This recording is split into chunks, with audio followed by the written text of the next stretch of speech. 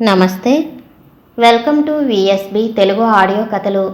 కథా శీర్షిక ఊహల వెల్లువలో. రచన పోడూరి కృష్ణకుమారి గారు. తన రచనలను విఎస్బి తెలుగు ఆడియో కథలు శ్రోతలకు వినిపించడానికి అనుమతి ఇచ్చిన పోడూరి కృష్ణకుమారి గారికి ధన్యవాదాలు తెలుపుకుంటూ ఇక కథలోకి వెళితే, ఊహక వచ్చిందని లక్ష్మికి సంతోషంగానే ఉంది. కానీ ఆవిడ ఏం ఊహించుకుని ఏం కొంప ముంచుతుందోనని ఓ పక్క లక్ష్మి గుండె గుబగుబలాడుతూనే ఉంది.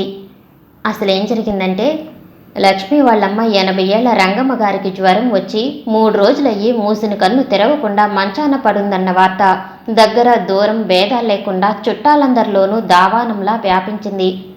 లక్ష్మికున్న 3 మంది బంధువుల్లోనూ కథలు రాసి అచ్చయించుకునే వాళ్ళున్నారు. కథలు చెప్పి కొంపలు కూల్చేవాళ్ళున్నారు. లేసులల్లినట్టు కథలల్లి జుట్టు మూడేసేవాళ్ళున్నారు. కథలు ఊహించుకుని కళ్ళనీళ్లు పెట్టేసుకునేది మాత్రం ఊహకే. ఆవిడ అసలు పేరు గౌరమ్మో గొబ్బెమ్మో ఏదో ఉంది. కానీ ప్రతిదానికి కనబడుతున్న వాస్తవం కాక కనబడని కారణాలేవో ఊహించుకుని ఊహు ఈదైపోయే ఆవిడ స్వభావాన్ని అనుసరించి ఆవిడికి బంధువర్గంలో ఊహక్క అన్న పేరు స్థిరపడిపోయింది. రంగమ్మగారి సుస్థి వార్త చెవిని పడంగానే ఊహక్క ఊహలకి రెక్కలొచ్చేశాయి. అలకాపురి నుండి అమీర్పేట తను వెళ్లేదాకా రంగం పిన్ని బతికుంటుందో ఉండదో, ఆఖరి చూపులైనా తనకి దక్కుతాయో దక్కవో. దక్కితే సినిమాలోల్లా ఆవిడికి వచ్చే ప్రాణం పోయే ప్రాణంగా ఉన్నప్పుడు తను శోకాన్నణుచుకుని తనకొచ్చిన శ్లోకాలన్నీ ఏకరువు పెడుతుంటే ఆ దివ్యనామ స్మరణ వింటూ ఆవిడ ప్రాణం అనంత వాయువుల్లో కలిసిపోయే దృశ్యం ఊహించుకుంటూ కంటికి కడిగడుగా కన్నీళ్లు కారుస్తూ రంగం పిన్ని కోసం ఆటో ఎక్కి రంగంలోకి వచ్చి పడింది. అయితే ఊహకొచ్చేసరికి రంగమ్మ గారు అప్పుడే పద్యం భోంచేసి విశ్రాంతిగా పడుకునుంది. ఊహక్క డోర్ బెల్ కొట్టింది.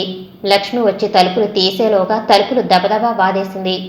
నిజంగా కొన ప్రాణంలో ఉన్న వాళ్ళెవరైనా ఆ ఇంట్లో ఉండుంటే ఆ చప్పుడు తట్టుకోలేక హరీమని ఉండేవారు. తలుపు తెరవగానే లక్ష్మిని వాటేసుకుని గొల్లుమంది ఊహక్క. అయ్యో లక్ష్మమ్మ తల్లో, ఇంత చిన్న వయసులో నీకెంత కష్టం వచ్చిందే నా తల్లి అని బావురుమంది. తన 50 ఏళ్ల వయసుని చిన్న వయసు అన్నందుకు కాస్త సంబరపడ్డా ఇప్పుడు అర్జెంటుగా తనకొచ్చిన కష్టం ఏమిటో తెలియక అవాక్కైంది లక్ష్మి. లక్ష్మి భుజం మీద తలాంచి లక్ష్మి చీర కొంగుతోనే కళ్ళు ముక్కు తుడిచేసుకుంటూ ఏడుస్తున్న ఊహక్కకి అవతలి గదిలో మంచం మీద నిద్ర వల్ల నిశ్చలంగా ఉన్న రంగమ్మగారి దేహం కనబడింది. చటుకున్న లక్ష్మిని వదిలేసి ఒక్క పరుగున వెళ్ళి రంగమ్మ శరీరం మీద పడి, అయ్యో రంగం పిన్ని, అప్పుడే బాబాయ్ దగ్గరికి వెళ్ళిపోయావా? నాకు ఆఖరి చూపులు కూడా దక్కనీయలేదు పిన్ని అని గొల్లుమని బావురుమని బ్యారుమని రకరకాలుగా ఏడ్చింది. హఠాత్తుగా మీదపడ్డ అసామాన్యమైన బరువుకి ప్రాణం పోయినంత పని కళ్ళు తెరిచింది రంగమ్మ. గొల్లుమంటున్న ఊహక్కని చూసింది. అయ్యింది, అనుకున్నంత అయ్యింది అంటూ లేచి కూర్చుంది. కెవ్వున కేక పెట్టి కాస్త వెనక్కి జరిగి కొయ్యబారిపోయింది ఊహక్క. ఈ మాట్లాడుతున్నది రంగం పిన్నో ఆవిడ ఆత్మో తెలియలేదు ఆవిడ గారికి. రంగం పిన్ని డైలాగు కంటిన్యూ చేసింది. చస్తూ మీ అమ్మ నిన్ను నా చేతుల్లో పెట్టి ఎన్ని అప్పగింతలు పెట్టిందని. ఇది అసలే తెంగర పీనిగే రంగమ్మ, తిన్నగా సంసారం చేసుకోదే బాబు. ఏ క్షణాన మొగుడిని వదిలేసి పుట్టింటికి ఎంచక్కా వచ్చేస్తుందోనే తల్లి అంటూ ఏడ్చేదది. బతికున్నన్నాళ్ళు ఆ భయంతోనే బతికిందది.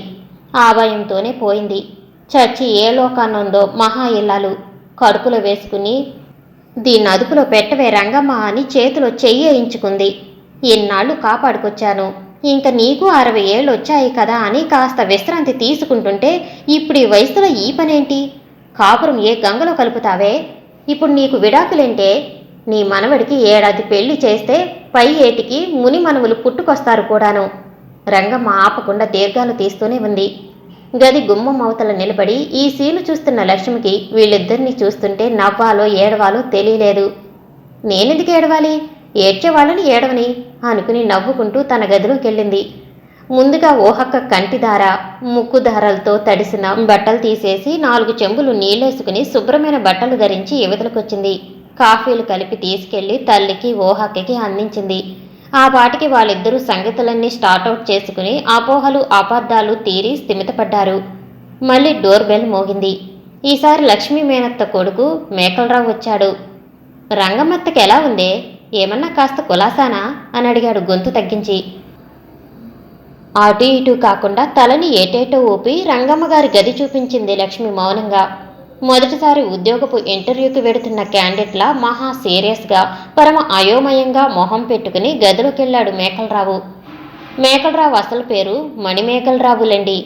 లక్ష్మి మేనత్త మొగుడైనటువంటి మేకలరావు తండ్రికి మణిమేకల అనే పేరంటే చాలా ఇష్టంగా ఉండేదట.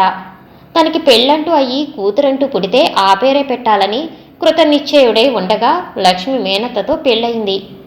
ఆ పెళ్లి ఏ ముహూర్తాన జరిగిందో కానీ ఆయన మరుసటి ఏడాది నుంచి ఏటికొకడు చొప్పున 9 మంది కొడుకులు పుట్టుకొచ్చారు నవగ్రహాల్లాగా. ఇంకా ఆయన నిరాశ చెంది ఏ పేరుకైనా రావు లేక మూర్తి అని 2 అక్షరాలు తగిలిస్తే అది మగ పేరైపోతుందన్న సూత్రాన్ని అనుసరించి ఆఖరి కొడుక్కి మణిమేకలరావు అని పేరెట్టేశాడు ఫైనల్గా. మేకలరావు బంధువర్గంలోని అతన్ని కాంటెంపరీ కజిన్స్ చిన్నతనంలో నోరు తిరక్క మన మేకలరావు అని పెద్దయ్యాక కొంటితనం కొద్దీ ఆ పేరే ఖాయం చేసేశారు. ఆ విధంగా ఎంఎంఎం రావు ఐఏఎస్ కాస్త కత్తిపీటల్లాంటి చుట్టాల్లో మేకలరావుగా ప్రసిద్ధి చెందాడు. మేకలరావు లక్ష్మి పెట్టిన కాఫీ టిఫిన్లు తిని తాగి కబుర్లు చెప్పి ఇహ వెళ్ళొస్తా అని చెప్పి లేచి వెళుతూ గుమ్మం దాకా వచ్చిన లక్ష్మితో మీ అమ్మకేం పర్వాలేదే అమ్మాయి, దిగులు పడకు అని భరోసా ఇచ్చి వెళ్ళాడు. ఇప్పుడు దిగులెవరు పడుతున్నారట అనుకుని డామ్మని తలుపేసి వెనక్కి తిరిగింది లక్ష్మి. రంగమ్మగారి గది గుమ్మం దగ్గర నుంచుని మేకలరావు నిష్క్రమణ చూస్తున్న ఊహక్క మొహంలో ఏవేవో మార్పులు గమనించింది లక్ష్మి. ఊహక్క ఏదో ట్రాన్స్లో ఉన్నదానిలాగా కళ్ళు తేలేసింది. పెదాల మీద చిరునవ్వు చాప కింద నీరులాగా నెమ్మదిగా పాకుతుంది. చచ్చాంరా బాబు, ఇదేదో ఊహాలోకంలో తేలొచ్చి నెత్తిమీదికి తెచ్చేలా ఉంది అనుకుంది. ట్రింగ్ ట్రింగ్ మని ఫోను మోగటంతో ఆలోచన కట్టిపెట్టి ఫోన్ అందుకుంది. ఊహక్కొచ్చిన 2వ రోజు కల్లా రంగమ్మగారికి తనకింక భూమి మీద నూకలు చెల్లిపోయాయని గట్టి నమ్మకం ఏర్పడిపోయింది. నీకు తెలీదు పిన్ని, నువ్వెంత నీరసంగా ఉన్నావో, ఉండు అంటూ ఆవిడ తిండి ఆవిడ్ని తిననీయకుండా, ఆవిడ నీళ్ళు ఆవిడ్ని తాగనీయకుండా, ఆవిడ నిద్ర ఆవిడ్ని పోనీయకుండా మహా ఇంటెన్సివ్ కేర్లో పెట్టి ఉక్కిరి బిక్కిరి చేసేసింది. దెబ్బకి రంగమ్మగారికి జీవితం మీద ఆశ ఆసక్తి రెండూ పూర్తిగా చచ్చాయి. 2వ రోజు మధ్యాహ్నం భోజనాలయ్యాక కాస్త తీరిగ్గా కూర్చున్నారు లక్ష్మి. ఊహక్క రంగమ్మగారు విపరీతంగా సేవలు చేయించుకోవటం వల్ల విపరీతంగా అలసిపోయి గాఢ నిద్రలోకి జారుకుంది. అది దీర్ఘ నిద్రేమోనని ఊహకొచ్చినప్పుడల్లా వెళ్ళి ఆవిడ ముక్కు దగ్గర వేలు పెట్టి చూస్తూ రకరకాల ఊహా ఫ్లాష్ బ్యాక్లోకి వెళ్ళొస్తుంది ఊహక్క. నీకు గుర్తుందటే లక్ష్మి, మన ఇంట్లో మేడగదిలో బజిగోవిందం అని ఓ లెక్చరర్ ఉండేవాడు అని అడిగింది. బా బ్రా జా మా నం అంది లక్ష్మి ఒక్కో అక్షరానికి ఒక్కో వేలు ముడిచి లెక్కెట్టుకుంటూ. 5 అక్షరాలు సరిగ్గా సరిపోయింది. పేపర్లో డైలీ పైసలు నింపుతూ ఆనందిస్తుంది లక్ష్మి. అదేం పట్టించుకొని ఊహక్క, అదేమిటే బాబ్రాజమానం అంటావు, చాలా బాగుండేవాడే. గుర్తొచ్చింది, నువ్వు చదివిన కాలేజీలోనే హిస్టరీ పాఠాలు చెప్పేవాడు. నేనంటే ఎంత ఇష్టం చూపించేవాడనుకున్నావు. ముసిముసి నవ్వులు మురుసుకొచ్చేశాయి ఊహక్క మొహం మీద. చా చాం రా బాబు అంది లక్ష్మి 1 by 1 వేలు ముడిచి లెక్కెడుతూ. చంపేస్తాను కొంటపీనుగా, ముందా పేపర్ అలా అయ్యి అని పేపర్ లాక్కుని కుర్చీలో వేసి దాని మీద స్థిరంగా కూర్చుంది ఊహక్క. చేసేదేం లేక చెవులప్పగించి కళ్ళు మూసుకుని సరెండర్ అయింది లక్ష్మి. అప్పట్లో నాకు 16 ఏళ్ళు ఉండేవేమో. కొత్తగా వచ్చి మన ఊరి కాలేజీలో ఉద్యోగంలో చేరిన బజిగోవిందం 6 అడుగుల అందగాడు. నేను అందరిలా అతి సామాన్యంగా ఉన్నా అతనికేం ప్రత్యేకత కనిపించిందో మరి నా పట్ల అతను ఆకర్షితుడయ్యాడు అంది ఊహక్క. తను టీనేజ్ బహుళ ప్రచారంలోకి వచ్చిన నవలా రచయిత్రి భాషలో మాట్లాడుతూ. అలా అని అతను చెప్పాడా అడిగింది లక్ష్మి మూసిన కళ్ళు తెరవకుండానే. అంతటి 60 ఏళ్ల ఊహక్క సిగ్గుని అభయించేసింది లక్ష్మి కళ్ళు మూసుకునుందని గమనించక. చీ, అలా మొహం మీదే చెప్తారేమిటి ఎవరైనా? ఆ కాలం వేరు, ఇప్పట్లా బరితెగింపులు లేవు. వాళ్ళ కాలేజీలో కుర్రాళ్ళెవరి దగ్గరో లీక్ చేశాట నన్ను పెళ్లి చేసుకోవాలనుందని. ఆ ఆకతాయి కుర్ర వెధవలు ఊరుకుంటారా? మా 2 పేర్లు కలిపి కాలేజీ గోడల మీద రాసేశారట అంది ఆ మనోహర దృశ్యాన్ని ఊహానేత్రంతో దర్శించి మురుస్తూ. నువ్వప్పటికి చిన్నపిల్లవి, నీకు తెలీదు అని కూడా అంది. నీకు మాత్రం ఎలా తెలుసు? నీ చదువు కాలేజీకి ఆమడ దూరంలోనే ఆగిపోయిందిగా. కాలేజీ గోడల మీద ఆ పాడు పిల్లలేం రాశారో నీకెలా తెలుసు? గట్టిగా దబాయించి అడిగింది లక్ష్మి. నేను కాలేజీలో చదవకపోతే ఏం? నా ఫ్రెండు గాయత్రి సావిత్రి చదివారుగా, వాళ్ళు చెప్పారు. ఏమిటో ఆ బజిగోవింద మాస్టర్కంత సిగ్గు. వచ్చి నాన్నగారితో మాట్లాడొచ్చుగా, ఆ బడుద్దాయి బడవలతో చెప్పే బదులు నెట్టొచ్చింది. ఆ గాయి సావిత్రిలు నిన్నేడిపించటానికేదో బాగుంటారు.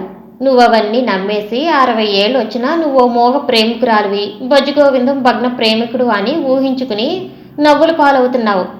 అయినా నాకు తెలియకడుగుతాను, రిటైర్డ్ ఇన్కమ్ ట్యాక్స్ కమిషనర్ బావగారిని పెట్టుకుని ఏదో మామూలు కాలేజీలో ముష్టి 3 నెలల పాటు ఉద్యోగం చేసి హైపు లేకుండా పోయిన వాణ్ణి మిస్ అయిపోయానని ఏడుస్తావెందుకే మిస్సమ్మా? లక్ష్మి కళ్ళు తెరిచి కూర్చుని ఊహక్కకి కళ్ళు తెరిపించటానికి ప్రయత్నం చేసింది. ఊహక్క ఊహు ఇదైపోతూ అని నెట్టొచ్చింది. పిచ్చి ఊహక్క, ఆ బజ్జిగోవిందం మాస్టర్ గురించి నాకు బాగా తెలుసు. ఆయన ఎంఏ చదివే రోజుల్లో యూనివర్సిటీ వీసీ కూతురితో ప్రేమాయణం సాగించి పెళ్లిదాకా తీసుకొచ్చాడు. కానీ అప్పట్లో ఎవరిదో చావో చట్టుబండలో అడ్డం వచ్చి పెళ్లి 3 నెలలు వాయిదా పడిందట. అవి పాతకాలం రోజులు కదా. తన కూతురు ఈ బజమానం గారు తొందరపడి ముందే కూసి ఎక్కడ పరువు మంటగలుగుతారో అని భయపడి ఆ వీసీ గారే ఆయనకి మన ఊరి కాలేజీలో ఉద్యోగం వేయించారట, జస్ట్ 3 నెలల కోసం. అలా అయితే పిల్లని కాబోయే అల్లుణ్ణి కాస్త దూరంగా ఉంచొచ్చుగా పెళ్ళయ్యేదాకా అని. తర్వాత రీసెర్చిలో సీటు, యూనివర్సిటీలో పర్మనెంట్ పోస్టు అన్నీ అమర్చి కూతుర్నిచ్చి పెళ్లి చేశాడు. తలుపులు తినే బావగారికి అప్పడాలా అన్నట్టు వీసీ కూతురికే సెక్యూర్గా లైనేసినవాడు నిన్ను పెళ్లాడతానన్నాడేమిటే నీ వెర్రి గాని. నీకు ఛాన్స్ లేదు, సారీ అంది లక్ష్మి కళ్ళు తెరిపించుడు కార్యక్రమం కంటిన్యూ చేస్తూ. నీ గుండెల్లో బాధనంతా గుప్పెట్లో నిప్పులాగా కప్పెట్టి నన్ను ఓదార్చటానికి ప్రయత్నిస్తున్నావు. నీ త్యాగనిరతికి జోహార్లు అంది ఊహక్క కళ్ళు సగం మూసి నల్లుగుడ్లు పైకి తేల్చి మూతికి ఎడం పక్క నుంచి మాత్రమే నవ్వుతూ. నా గుండెల్లో గూడేమిటి, గుప్పట్లో నిప్పేమిటి, దుప్పట్లో కప్పలాగా. మా పేట వెదర్ నీకు పడ్డట్టు లేదు పైత్తించింది. ఏహలే, అక్కడి దాకా వచ్చి ఆటో ఎక్కిస్తా, లేకపోతే బావగారిని కారు తీసుకురమ్మని ఫోన్ చేయనా? మీ ఇంటికెళ్ళి కాసేపు పడుకుందువు గాని పైత్య ప్రకోపం నిమ్మలిస్తుంది. లేచి సర్దుకో తొందర పెట్టేసింది లక్ష్మి. హూ అని మళ్ళీ విషాదంగా నవ్వింది ఊహక్క. అసలు అది నవ్వో దగ్గో ఆయాసమో పూనకమో అర్థం కాలేదు లక్ష్మికి. కాస్త భయంగా బిక్కుబిక్కుమంటూ చూసింది ఊహక్క మొహంలోకి. ఊహక్క కళ్ళల్లో నీళ్లూరి ఊరనట్టున్నాయి. నేను రాత్రి రంగం పిన్ని పక్కపక్కనే పక్కేసుకు పడుకుని ఆ విషయమే చర్చించాను ఆవిడతో గంభీరంగా అంది ఊహక్క. ఏ విషయమే పిచ్చిమాలోకం? అదే కళ్ళొత్తుకుంది. ఏది? పళ్ళు కొరికింది. అదేనే, బజిగోవిందం పిరికితనం వల్ల ప్రేమ వివాహం చేసుకునే అదృష్టం నాకెలాగూ లేదు. పాపం దీనికైనా మేనరికం చెయ్యకపోయావా పిన్ని అన్నాను. దీనికంటే దేనికి? నీకే. నాకా? ఏం చెయ్యాలి? మేనరికం చేస్తే ఏమవుతుంది? నీ బొంద పెళ్ళవుతుంది. పెళ్ళా? నాకా? అయ్యింది కదే 30 ఏళ్ల క్రితం. మహాప్రభో, ఊహక కుర్చీలో కుషన్ కేసి తల బాదుకుంది. కొన్నాక నీకన్నీ విడమిచ్చి చెప్పాలి, నువ్వు ముద్దు రాచెప్పవి అని ఉపదేశాలిచ్చే దొంగ సాములార్లా పోసిచ్చింది. మన మేకలరావుకి ఎలా అయినా నువ్వంటే అభిమానమే అంది ఉపోద్ఘాతంగా. వాడింటికి ఓ పూట భోజనానికి వస్తానని కబురెట్టి చూడు, అప్పుడు తెలుస్తుంది వాడి అభిమానం ఏమిటో. ఒట్టి కబుర్లు చెప్పటం కాదు. ఊరుకోవే, నీకన్నీ వేళాకోళమే. అలా కాదే, చక్కగా నీకు మేకలరావుకి ఆ రోజుల్లోనే ముడిపెట్టేస్తుంటే ఎంత బాగుండేది పిన్ని అన్నానే మీ అమ్మతో. ఏమిటోనే, అనుకోకుండా అలా ఏదో జరిగిపోయింది అని మీ అమ్మ కళ్ళొత్తుకుందేవు. సర్రున లేచింది లక్ష్మి భద్రకాళిలా. ఇంక నోర్మి, నిన్నటి నుంచి గదిలో దూరి నువ్వు నీ రంగం పిన్ని చేస్తున్న చర్చలివా తల్లి?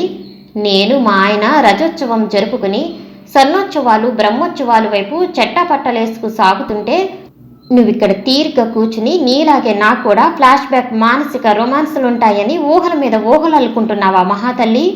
చూడు, నా పెళ్లి సంగతి ఆలోచించాల్సింది. చించింది నేను, నువ్వు, నీ రంగం పిన్ని కాదు. ఆవిడ నా తల్లైనా సరే, నాకు నచ్చిన వాడిని నేను పెళ్ళాడి మనవలనెత్తాక ఇవే నువ్వు మాట్లాడాల్సిన మాటలు. ఇంకొక మాట ఎక్కువ మాట్లాడావంటే నిన్ను నీ రంగం పిన్నిని కలిపి టికెట్ కొనకుండా సిటీ బస్ ఎక్కించేస్తా, జాగ్రత్త. ఊహక్క నోరెళ్లబెట్టి పులుకు పులుకు చూసింది. ఈ కోపానికి కారణం ఏం ఊహించుకోవాలో తెలియలేదావిడికి. కేకలు పెట్టాక కాస్త ఆవేశం తగ్గింది లక్ష్మికి. ఎందుకైనా మంచిది ఇంకాస్త ఘాటుగా 2వ కోటింగ్ ఇచ్చుకుంటే కానీ ఈ ఊహక్క ఊహలకి నోటికి ఫుల్ స్టాప్ పడదనిపించింది. ఇదిగో నీ మంచి కోసం చెప్తున్నా ఊహక్కోయ్, ఏవేవో ఫ్లాష్ బ్యాక్ ప్రేమ పురాణాల సినిమాలు సీరియల్స్ చూసేసి కనిపించిన వాళ్ళకల్లా లేని ఫ్లాష్ బ్యాక్లు రొమాన్స్లు ఊహించేసుకుని దీన్ని వాడికిచ్చి ముడిపెట్టాల్సింది, దీనికి వీడు పుస్తె కట్టాల్సింది అని అక్కడ ఇక్కడ వాగకు. తిన్నది అరగకపోతే తినటం మానేయి. అంతేగాని అరిగేదాకా వాగుడు ప్రోగ్రాం పెట్టుకుని అవాకులు చవాకులు పేల్తే కాపురాలు కోల్తాయి, జాగ్రత్త అంది లక్ష్మి. ఆ ఆఖరి ముక్క పట్టుకుంది ఓహక్క. ఆవిడ ఊహల తీగ డొంకలా అల్లుకుపోవటానికో పందిరి గుంచ దొరికింది.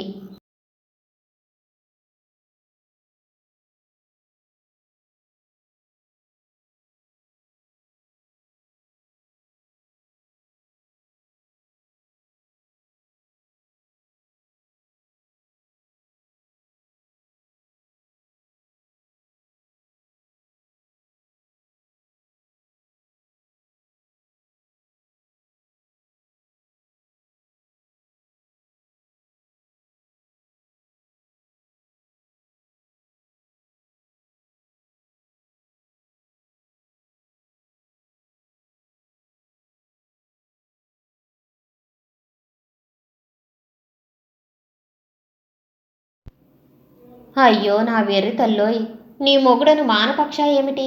ఆ సంగతి నాకెన్నాళ్ళు తెలియనేలేదు లక్ష్మమ్మ తల్లో. ఎరక్కిపోయి అన్నానే బాబు నా మనసులో మాట.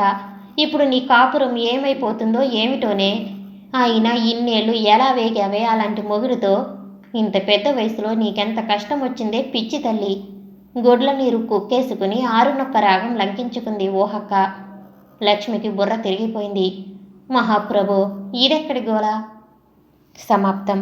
నేను వినిపించే ఆడియో కథలు నవల్స్ మీకు నచ్చినట్లయితే మరిన్ని కథల కోసం షేర్ చేసి లైక్ చేసి సబ్స్క్రైబ్ చేసుకోండి. Thank you for watching.